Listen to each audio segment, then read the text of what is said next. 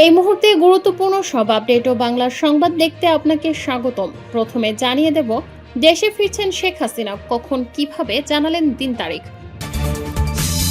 ইসলামী শিক্ষাকে জাতীয় উন্নয়নের মূলধারায় আনতে হবে বললেন শিক্ষামন্ত্রী। রাজস্ব আদায় এখন বড় চ্যালেঞ্জ, নতুন এনবিআর চেয়ারম্যান। স্ত্রী ইকরার আত্মহত্যার রিমান্ড শেষে কারাগারে অভিনেতা জাহের আলভী। বৃহস্পতিবার শুরু এইচএসসি ও সমমান পরীক্ষা, অংশ নিচ্ছে 12,67,000 শিক্ষার্থী। সর্বশেষে জানাবো, ব্যারিস্টার রুমিন ফারহানার প্রতি যে কারণে কৃতার্থ স্বরাষ্ট্রমন্ত্রী।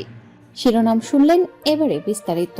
তবে একটা অনুরোধ থাকবে, এই ভিডিওতে একটা লাইক ও কমেন্ট করে জানিয়ে দিন কোন জেলা থেকে বা কোথা থেকে দেখছেন। ইসলামী শিক্ষাকে জাতীয় উন্নয়নের মূলধারায় আনতে হবে বলেন শিক্ষামন্ত্রী। ইসলামী শিক্ষাকে জাতীয় উন্নয়ন, নৈতিকতা ও দক্ষ মানব সম্পদ গঠনের মূলধারায় অন্তর্ভুক্ত করার আহ্বান জানিয়েছেন শিক্ষক, প্রাথমিক ও গণশিক্ষামন্ত্রী ডক্টর আনম এহসানুল হক মিলন। তিনি বলেন, ইসলামী শিক্ষার উদ্দেশ্য কেবল ধর্মীয় জ্ঞান অর্জন নয়, বরং মূল্যবোধ সম্পন্ন যোগ্য নাগরিক তৈরি করা। এ খাতকে সময়োপযোগী ও আন্তর্জাতিক মানে উন্নীত করতে গবেষণা, দক্ষ শিক্ষক এবং আধুনিক কারিকুলামের ওপর গুরুত্ব দিতে হবে।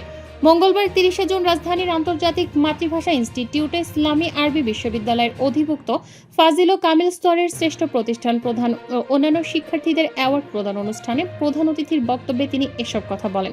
শিক্ষামন্ত্রী বলেন, মাদ্রাসা শিক্ষাকে প্রচলিত কাঠামোর মধ্যে সীমাবদ্ধ না রেখে এমনভাবে গড়ে তুলতে হবে যাতে এ খাতের শিক্ষার্থীরা জাতীয় ও আন্তর্জাতিক পর্যায়ে নেতৃত্ব দেওয়ার সক্ষমতা অর্জন করতে পারে। এজন্য ইসলামী আরবি বিশ্ববিদ্যালয়কে আরও গবেষণা ভিত্তিক, পরিকল্পিত ও কার্যকর ভূমিকা পালন করতে হবে। তিনি বলেন, অতীতে মাদ্রাসা শিক্ষার প্রশাসনিক ও কাঠামোগত নানা সীমাবদ্ধতা ছিল। সেই বাস্তবতা বিবেচনায় সরকার শিক্ষা ব্যবস্থাকে আরও সমন্বিত ও কার্যকর করতে উদ্যোগ নিয়েছে। একই সঙ্গে ফাজিল ও কামিল শিক্ষাকে মূলধারার উচ্চশিক্ষার সঙ্গে আরও দৃঢ়ভাবে যুক্ত করার বিষয়েও গুরুত্ব দেওয়া হচ্ছে। ডক্টর মিলন বলেন, বর্তমান সময়ে দেশের শিক্ষা ব্যবস্থায় নৈতিকতা ও মূল্যবোধ ভিত্তিক শিক্ষার প্রয়োজনীয়তা বেড়েছে। ইসলামী শিক্ষা এক্ষেত্রে গুরুত্বপূর্ণ অবদান রাখতে পারে। তবে এর জন্য দক্ষ শিক্ষক, আধুনিক শিক্ষা ব্যবস্থা এবং বাস্তবমুখী কারিকুলাম নিশ্চিত করা জরুরি। মাদ্রাসা খাতে শিক্ষক সংকটের বিষয় উল্লেখ করে তিনি বলেন, অনেক প্রতিষ্ঠানে প্রয়োজনীয় সংখ্যক শিক্ষক নিয়োগ দেওয়া সম্ভব হচ্ছে না। বিশেষ করে ইসলামী শিক্ষায় দক্ষ শিক্ষকের অভাব একটি বড় চ্যালেঞ্জ। এ পরিস্থিতি মোকাবেলায় কারিকুলাম উন্নয়ন এবং শিক্ষার গুণগত মান বাড়াতে সংশ্লিষ্ট প্রতিষ্ঠানগুলোকে আরও সক্রিয় ভূমিকা নিতে হবে। রাজস্ব আদায় এখন বড় চ্যালেঞ্জ, নতুন এনবিআর চেয়ারম্যান। জাতীয় রাজস্ব বোর্ডের নতুন চেয়ারম্যান হিসেবে দায়িত্ব গ্রহণ করেছেন 15তম বিসিএস ক্যাডারের কর্মকর্তা এহসান হাবিব। মঙ্গলবার 30 জুন সচিবালয়ে অর্থ মন্ত্রণালয়ে দায়িত্ব গ্রহণের পর তিনি সাংবাদিকদের মুখোমুখি হয়ে বলেন, বর্তমানে রাজস্ব আদায় দেশের জন্য একটি বড় চ্যালেঞ্জ। তবে সবার সম্মিলিত প্রচেষ্টায় এই চ্যালেঞ্জ মোকাবেলা করা হবে। আহসান হাবিব বলেন, দেশের 18 কোটি মানুষের প্রত্যেকেই যদি নিজ নিজ দায়িত্ব সঠিকভাবে পালন করেন, তবেই দেশের উন্নতি সম্ভব। আমি সততা ও নিষ্ঠার সাথে কাজ করে দেশ গঠনে ভূমিকা রাখতে চাই। এর আগে সোমবার সরকারের এক প্রজ্ঞাপনের মাধ্যমে তাকে এনবিআর চেয়ারম্যান হিসেবে নিয়োগ দেওয়া হয়। তিনি বিদায়ী চেয়ারম্যান মোহাম্মদ আব্দুর রহমান খানের স্থলাভিষিক্ত হলেন। আহসান হাবিব ঢাকা বিশ্ববিদ্যালয়ের ভূতত্ত্ব বিভাগ থেকে স্নাতক ও স্নাতকোত্তরে প্রথম শ্রেণীতে প্রথম স্থান অর্জন করেন। মেধাবী এই কর্মকর্তা 15তম বিসিএস পরীক্ষায় তার ব্যাচে প্রথম স্থান অধিকার করে কর প্রশাসনে যোগ দেন। স্ত্রী ইকরার আত্মহত্যা, রিমান্ড শেষে কারাগারে অভিনেতা জাহের আলভী। ঢাকার মিরপুরে স্ত্রীর ঝুলন্ত মরদেহ উদ্ধারের ঘটনায় দায়ের করা আত্মহত্যার প্ররোচনার মামলায় ছোট পর্দার অভিনেতা মোহাম্মদ নিয়ামতুল্লাহ ভূঁইয়া ওরফে জাহের আলভীকে 2 দিনের রিমান্ড শেষে কারাগারে পাঠানোর আদেশ দিয়েছেন আদালত। মঙ্গলবার 30 জুন দুপুরে শুনানি শেষে ঢাকার মেট্রোপলিটন ম্যাজিস্ট্রেট আমিনুল ইসলাম জুনাইদের আদালতে আদেশ দেন। বাদীপক্ষের আইনজীবী আফজাল হোসেন মৃধা এ তথ্যের সত্যতা নিশ্চিত করেছেন। আফজাল হোসেন মৃধা বলেন, মঙ্গলবার আলভীর পক্ষে কোনো জামিন আবেদন না থাকায় 2 দিনের রিমান্ড শেষে তাকে কারাগারে পাঠানো হয়েছে।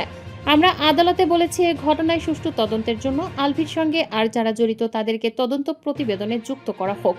এর আগে 2 দিনের রিমান্ড শেষে জাহের আলভীকে আদালতে হাজির করেন মামলার তদন্ত কর্মকর্তা, ঢাকা মহানগর পুলিশের গোয়েন্দা শাখার মিরপুর বিভাগের পরিদর্শক মোহাম্মদ আব্দুল মালেক।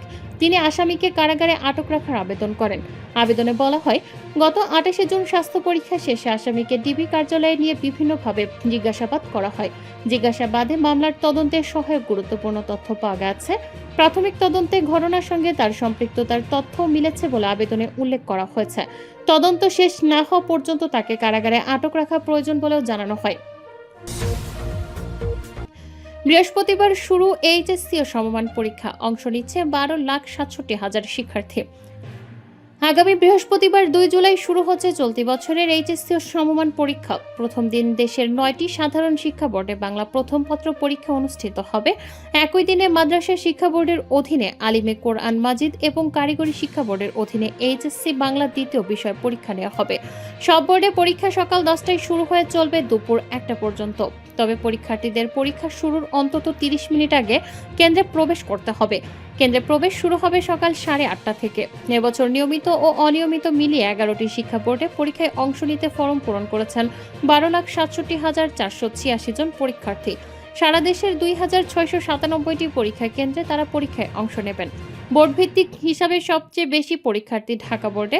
এ বোর্ডে 310টি কেন্দ্রে এইচএসসি পরীক্ষা দেবেন 3,393 জন।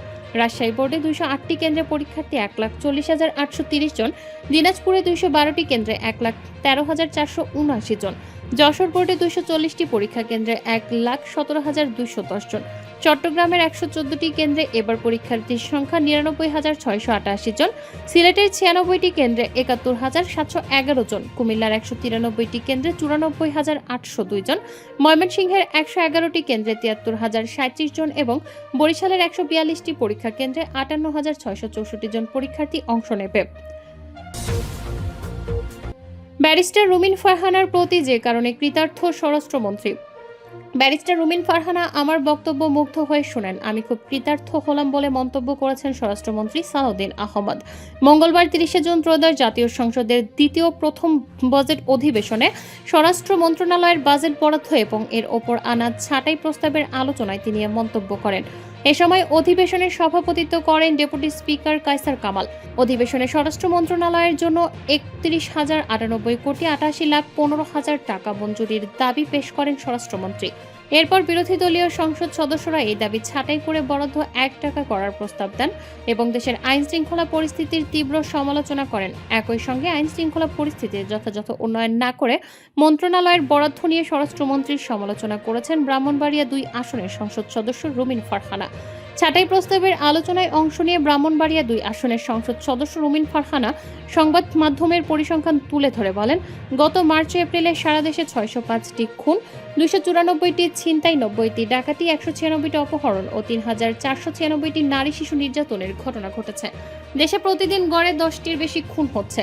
সেই প্রসঙ্গ টেনে সালাউদ্দিন আহমদ বলেন, আমি খুব কৃতার্থ হলাম যদি আপনি আমার বক্তব্যগুলো আরও ভালো মতো শুনতেন। গত পরশুদিন যখন দেশের আইন শৃঙ্খলা পরিস্থিতি যেভাবে উন্নীত হয়েছে সেটা ক্রাইম রিপোর্ট সহ খাতোয়ারি বর্ণনা এখানে দিয়েছিলাম। সম্ভবত আপনি আমার সেই বক্তব্যটা শুনতে পারেননি। গত 10-15 বছরের তুলনায় খুনের চিত্র, নারী ও শিশু নির্যাতনের চিত্র, ডাকাতির পরিসংখ্যানে আমরা ঐতিহাসিকভাবে উন্নত অবস্থায় আছি। তবে একটি ক্ষেত্রে আমরা পিছিয়ে আছি, তা হলো ধর্ষণের কেস রেকর্ডের ক্ষেত্রে আমরা একটু বেশি চিত্র পেয়েছি। এর কারণ হলো আগে সামাজিক বা রাজনৈতিক হস্তক্ষেপের কারণে ধর্ষিতারা থানায় যেতে পারতো না। এখন থানায় গেলে বা অনলাইনে তারা অভিযোগ দায়ের করতে পারে। এখানে কোনো ইন্টারফিয়ারেন্স নেই বলেই নম্বরটা একটু বেড়েছে। তবে সুখের কথা হলো ঘটনা যেখানেই ঘটুক পুলিশ তাৎক্ষণিকভাবে ব্যবস্থা নিচ্ছে।